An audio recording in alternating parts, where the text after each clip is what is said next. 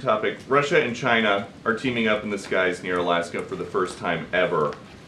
Are you getting a sense yet, based on everything that's been going on, that some of America's enemies might be looking at what's happening here and think there's nobody in charge? So let me just say this. There is very much someone in charge. The president is the president until the end of his term. So that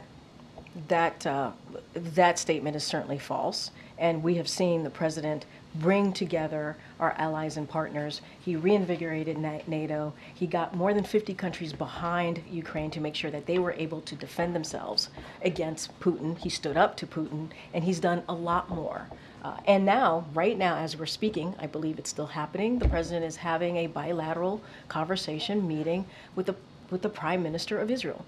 So, who, by the way, the Prime Minister of Israel thanked the president for the work that he's been able to do in helping to make sure that Israel is able to have an ironclad security, right? And so that's that. But let me be clear. I want to actually address the basis of your question outside of saying there's no leadership.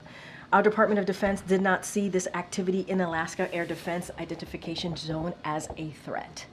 North American Aerospace Defense Command, NORAD, continues to monitor PRC and Russian activity near North America and to meet presence with presence. U.S. and Canadian aircraft detected, tracked, and intercepted the Russian and PRC aircraft, and more broadly, the U.S. remains concerned about the PRC and Russian collaboration across all instruments of national power that do not promote global stability and security, not just in the Arctic, but the president, if anything, if you look at his foreign policy objectives and what he's been able to do and what the last administration did, the last administration ruined our relationships with our partners and allies.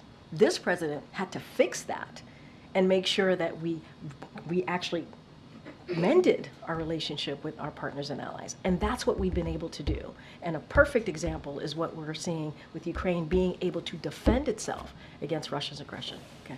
So yesterday,